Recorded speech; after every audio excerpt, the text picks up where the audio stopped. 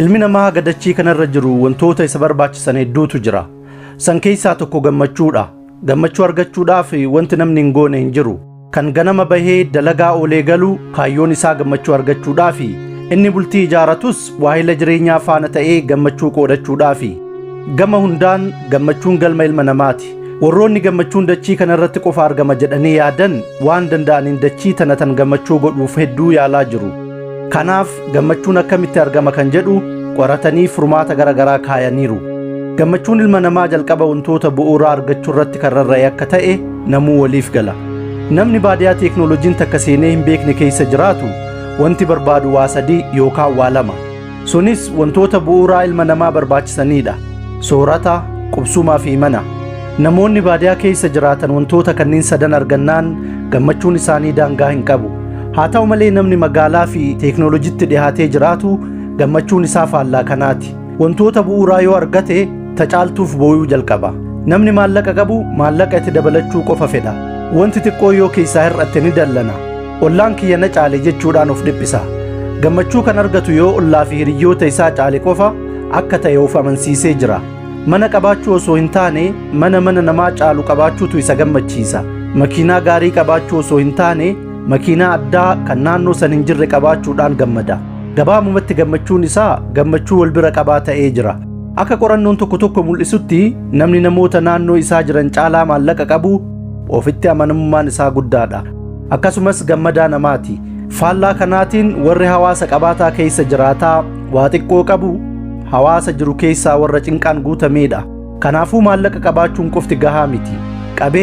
Qabeenya nama biraa caalu qabaachuu qabda. Gammachuun ilma namaa kan argamu qabeenya namootaa wal bira qabuudhaan kan madaalamu yoo ta'e, addunyaa guddataa jirtu tana keessaa heddumminaan gadda malee gammachuun hin jiru kan jedhu fudhachuudhaaf dirqamna.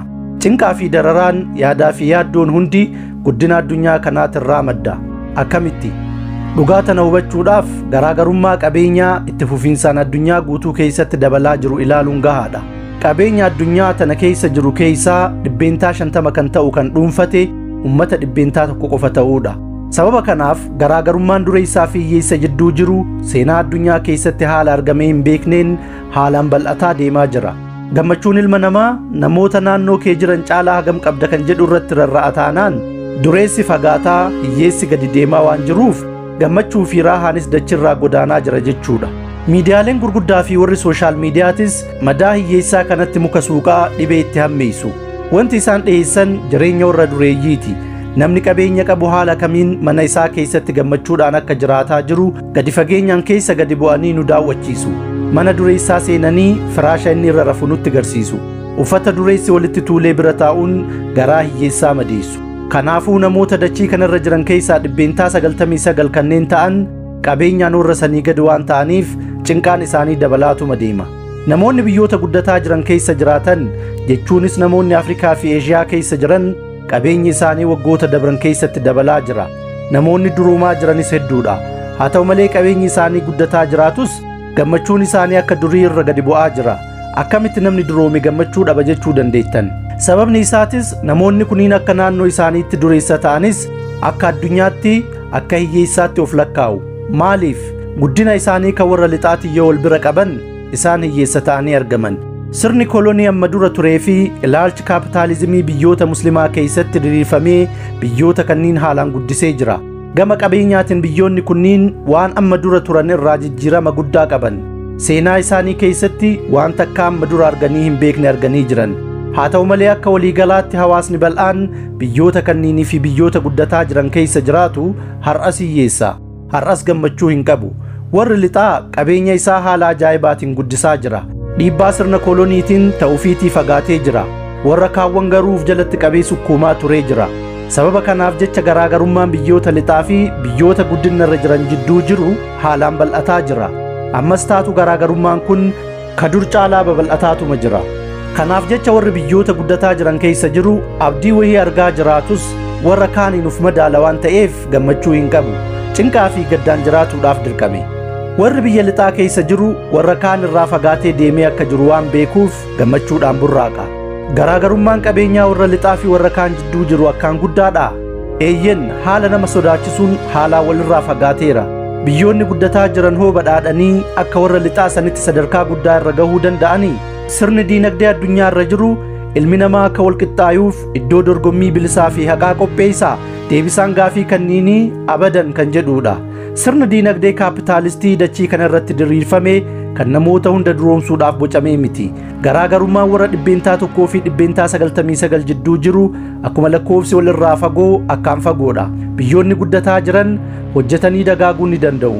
Haa ta'u malee guddatanii uummata warra lixaatiin qixxaayuudhaaf muujizaa isaan barbaachisa. Sirni akka addunyaatti diriiree jiru hiyyeessa sirritti kan hiyyoomsuu fi dureessa haalaan kan diittomsuudha. Warri lixaa qabeenya haalaan guddaa kana hunda walitti tuulee biyyoota gadi aanoo irratti ol aanee humna waraanaa fi wantoota birootiinis caalee kan argameef waan qaroomateefii miti. Akkasumas akka biyyoonni guddina irra jiran godhan kanatti suuta waan hojjeteefii miti. Shira hamaa kaan hiyyoomsee kaan duroomsutu xaxame. Sirna diinagdee addaa kan biyyoonni biroo dhufanii warra lixaa bira hin dhaqqabne taasisutu bocame. Warraaqsi teeknoolojii warra lixaa biratti waan jalqabeef warri lixaa kun dursee qabeenya hedduu walitti guuruu danda'ee jira. Qabeenya kanatti fayyadamuudhaan warri lixaa qorannoo hedduu taasise. Warra kaan caalaa qabeenya guddaa dhangalaasanii waan hojjetaniif argannoowwan haarawaa garaagaraa hedduu maddisiisuu danda'an. Elektirikii, makiinaa, baabura, xayyaaraa fi maashinoonni hedduun biyyoota lixaa keessatti hedduminaan oomishaman.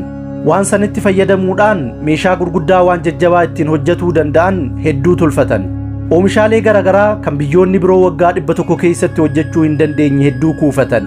Biyyoonni kuuwwan ammoo qabeenya waan hin qabneef qorannoo gaggeessuu hin danda'an. Kanaafuu wanti haarawaa isaan dalagan hin jiru. Meeshaa xixiqqoo kan warri lixaa jibbee ofirraa darbee fi teeknooloojiiwwan xixiqqoo fayyadamuudhaaf dirqaman. Gorsaa fi muuxannoo warri lixaa qoodu qofatti fayyadamaa jiraatan. Warroonni lixaa meeshaawwan gurguddaa akka rookeettaa hojjetan. Wantoota akka kompiitaraa fi akka addunyaatti haalaan barbaadaman kan maallaqa guddatti gurguramu oomishan. Kanaafuu maallaqa guddaa ittiin argatan. Maallaqa guddaa argatan san ammoo ammas qorannoo dabalataa irratti oolchan. Waan qoratanii argataniin waan guddaa dalagan. Ammas qabeenya guddaa tuulatan. Argannoon haarofnis dabalaatuma deema. Kanaafuu marsaan guddina isaanii guddaadhuma ta'ee tura. Biyyoonni guddina irra jiran ammoo meeshaawwan xixiqqoo kan teeknoolojii hedduus hin barbaachisne kan akka addunyaattis hedduu hin barbaadamne oomishan. Kanaafuu maallaqni isaan itti gurguran xiqqaadha. Waan soorataa fi uffataa bira hin taru. Kanaafuu borus iftaanis waggaa 10 har'aatis meeshuma san dalagaa jiraatu. Biyyi waggaa 50 dura buna gurguraa jiraataa turte har'as bunaan jiraataa jirti. Sirni kaapitaalistii addunyaa irratti diriirfames if duras buna gurguraa akka jiraattu qofa dallaa itti ijaaree hudhee qabeera. Maqaa gargaarsaatiin biyya akkanaatiif wanti kennamu meeshaa buna ittiin oomishanidha. Meeshaa oomishtummaa bunaa dabaluudha. Isaan maallaqa guddaan meeshaa guddaa hojjetaa warra guddataa jiranitti maallaqa guddaan gurguran. Biyyoonni guddina irra jiran ammoo maallaqa xiqqaan waan xiqqaa oomishaa maallaqa xiqqaan warra maallaqa guddaa qabutti gurguran. Garaagarummaa sirnaa akka addunyaatti diriiree jiru kanatu akka biyyoonni gadi aanoon guddatanii warra kaan hin dhaqqabne taasise. Namni karameellaa gurguruu fi makiinaa gurguru yoomillee wal hin dhaqqabu. Sirni diinagdee ammayyaawaa jedhamee biyyoota addunyaatiif bocamee jiru biyyoota sadarkaa gadii irra jiraniif dhibdee yoomillee isaan irraa hin buqqaane ta'ee isaan waraanaa jira. Umrii isaanii guutuu akka of tuffatan godhee sammuu isaanii doomsee jira. Ilmi namaa gaafa uumaa isaatiin uumamu bilisaan rakkoo fi gadadoodhaan maletti akka jiraatuuf uumame. Haa ta'u malee teeknooloojiin haarofni bara baraan oomishamu akka nuti bilisa taanee jiraannuuf yaadamee oomishamus gabra isaa nu godhachuutti jira. Akka nuti umrii keenya guutuu gabra teeknoolojii taanu barbaadama. Akka yeroo maraa dawaa liqimsaa jiraatnu barbaadan. Kanaafuu jijjiirama argatuun hedduu ulfaata. Kaayyoon isaanii ka'eef duraatis ilma namaa dalagaa irraa bilisoomsanii gammachuun jiraachisuudha. Ilmi namaa gammachuudhaan osoo hin rakkatin waan hunda akka garaa isaatti telefoona isaatiin ajajaa akka argatu barbaadama. Kanaaf teeknoolojiin bara baraan haara'uuma. Har'aan tana waan barbaanne afaaniin qofa ajajaa argataa jirra. Qilleensa mana keenyaa qabbaneessuu fi ho'isuu yoo barbaadne sagalee keenya qofaan meeshaan ajajnu uumamee jira. Haa ta'u malee kunis gahaa miti jedhamaa jira. Ilma namaa haala uumamaa amma qaburraa gara maashiniitti jijjiiruu yaadaa jiru. Ilmi namaa maaf dadhaba? Waan barbaade akka garaa isaatti hojjechuu qaba. Yoo rafuu hin barbaanne taa'uu qaba. Kanaafuu qaama kana upgrade godhuu qabna jedhanii qorannoo garaagaraa taasisaa jiran. Haga afaaniin waan kana naaf fidi jennee ajajnu wantoonni akka chiipsii sammuu namaa keessa yoo kaayamee yaada keenyaa waan barbaannu ajajuu dandeenye hoo?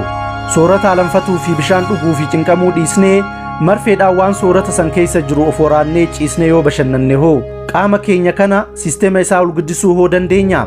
Gabaabumatti qaama keenya kana gara teeknooloojiitti yoo jijjiirre hoo jedhanii socho'aa jiran. Hubadhaa, wanti kun hundi gammachuu argachuudhaafi. Qaamni keenya kun jijjiirame jechuun nuti dachiirraa dhabamne jechuudha. Kanaafuu gammachuu ilma namaa kan biraatirraa argannu ni dhabna jechuudha. Gammachuu waahila jireenyaa keenya hammannee argannu dhabna. Gammachuu ilmoo dhungannee argannu dhabna. Aduu baatee seentu, rooba roobee dachii jiisuu, qilleensa bubbisee daaraa